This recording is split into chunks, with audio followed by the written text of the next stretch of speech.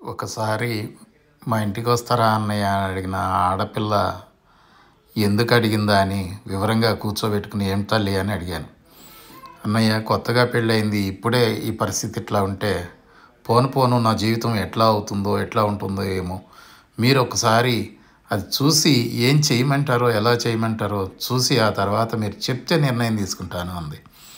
ఓ సందర్భం చూసుకుని ఆ ఇంటికి వెళ్ళి అక్కడున్న పరిస్థితులు, ఆ వాతావరణం, ఆ చుట్టూ ఉన్నటువంటి ఆ స్థితిగతుల్ని అవగాహనకు వచ్చిన తర్వాత అనేకసార్లు ఇంట్లోకి పిలిపించుకుని నానితో ఇంటరాక్ట్ అవ్వమని, నేను కూడా ఇంటరాక్ట్ అయిన తర్వాత ఆ పిల్లవాడిని కూర్చోబెట్టుకుని, నాన్న నువ్వు ఎందుకు తాగుతున్నావురా రెగ్యులర్గా, ఇట్లా తాగితే ఎట్లా అని అడిగాను.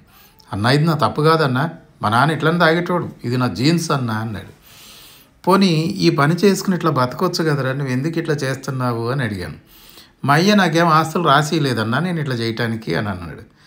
నేను ఒక విషయం వాడికి ఏం చెప్పానంటే, నువ్వు ఏ ఇంట్లో పుట్టావు, ఎంత సంపదలో పుట్టావు, ఏ దంపతులకు పుట్టావు అనేది కాదురా, సంస్కారం అనేది, విచక్షణ అనేది నీ చేతుల్లోనే ఉంది 100కు 100 నువ్వు గనక విచక్షణ కోల్పోతే నీతో పాటు నీ భార్య, నీ బిడ్డలు కూడా బాధితులవుతారు.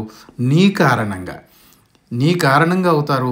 నువ్వు విచక్షణ, సంస్కారం అనేవి నీ చేతుల్లోనే ఉన్నాయని చెప్పాను.